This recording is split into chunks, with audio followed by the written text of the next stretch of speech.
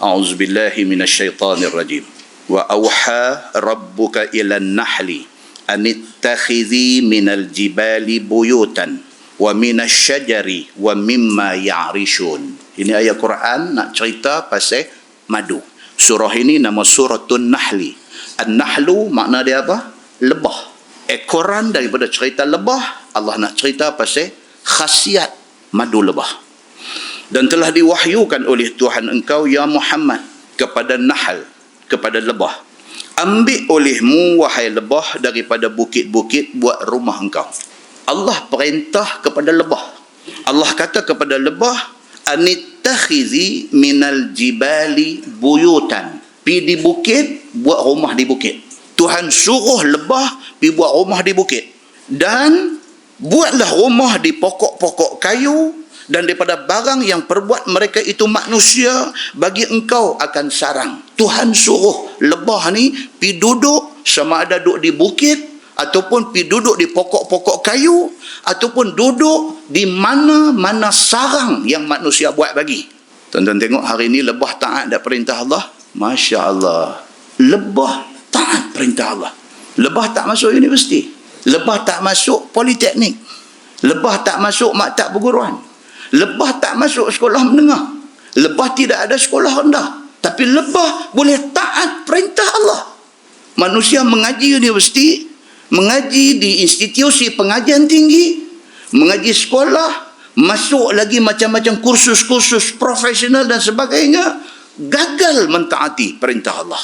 Allah kata dekat lebah, pi di bukit buat sarang, pi cari mana-mana pokok yang sesuai buat sarang, ataupun kalau ada manusia buat sarang, duduk di sarang itu.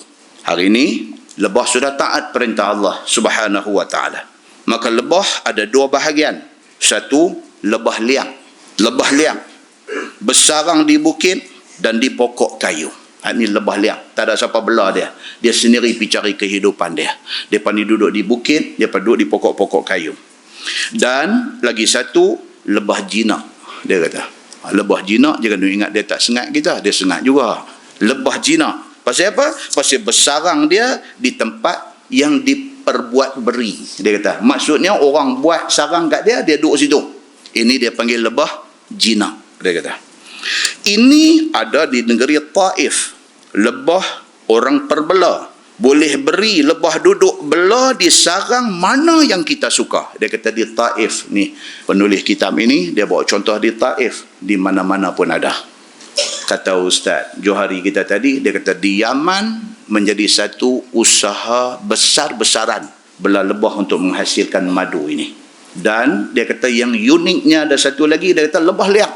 Tapi orang buat dekat dia sarang untuk apabila dia nak produce madu, dia nanti main di sarang tu. Tapi dia tak duduk di sarang tu. Dia duduk di bukit, dia duduk di pokok, dia duduk di apa. Tapi orang buat, manusia buat satu sarang dekat dia. Bila dia nak produce, bila dia nak hasilkan madu, dia akan main di situ. Subhanallah. Rupa-rupanya, Quran sudah cerita benda ni. Baik. Firman Allah, summa kuli min kulli samarat fasluki subula rabbiki dhululah.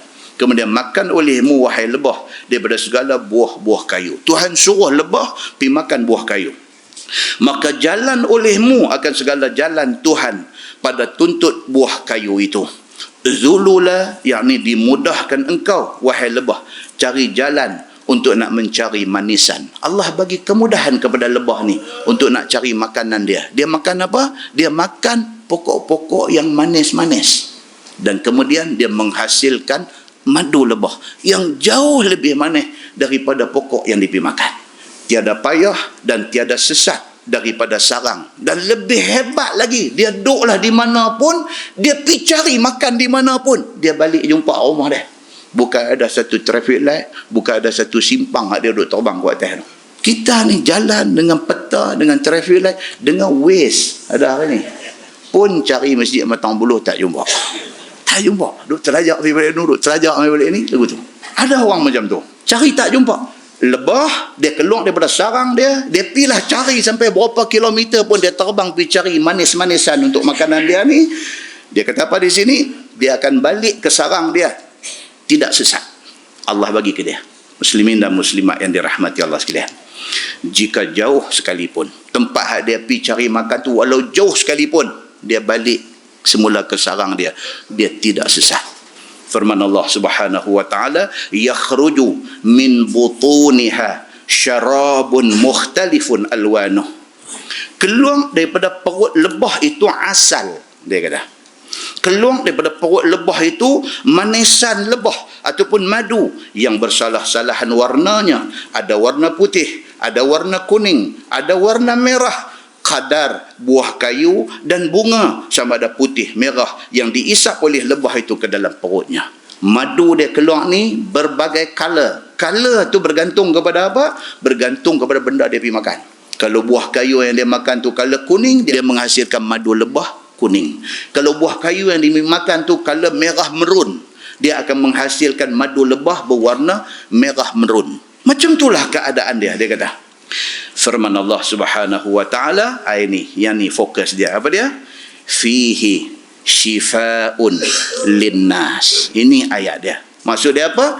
Padanya, yakni pada madu yang keluar daripada perut lebah itu menjadi syifa, menjadi ubat kepada manusia daripada segala penyakit badan. Tuan ingat balik bulan 9 punya kuliah, saya cerita satu sahabat kita ni yang pergi di Jerman, tiba-tiba dia collapse di Jerman. Daripada bilik hotel, orang bawa pergi hospital, doktor bagi antibiotik, tiba-tiba dia tak respon kepada antibiotik tu, dia koma. Turun main segala pakar yang hebat-hebat main, macam-macam mereka buat. Nampak tak ada harapan. Sampai doktor semua give up, doktor semua dah panggil family, dah bagi tahu dekat bini dia, kata kami tak boleh tolong. Ini saja yang kami boleh buat, kami pun tak tahu apa ubat dah nak bagi dekat dia. Cerita dia, kami serah balik ke hampa, apa nak buat, guna buat. Bini habis punya fikir, akhirnya nak cari cara agama lah ni, dah tak tahu dah, doktor dah surrender. Akhirnya dia bagi apa? Asal, madu, ajuh korma dan habbatu sauda. Dia bagi 3 benda ni saja. Bismillah bagi makan, bismillah makan, dengan hati yang bulat yakin Allah saja boleh tolong. Lah ni aku balik kepada basic. We go back to the basic. Basic dia apa dia? Quran hadis bagi tahu ini benda syifa. Ini benda adalah menjadi penawang, syifaun linnas, menjadi penawang kepada manusia. Bismillah suap, bismillah suap, masuklah kok mana pun, masuk dalam badan dia. Allah Subhanahu wa taala, God is great, Tuhan maha besar. Tiba-tiba respon. And finally dah balik Malaysia, dah sihat, sembang darah balik dah lah ni.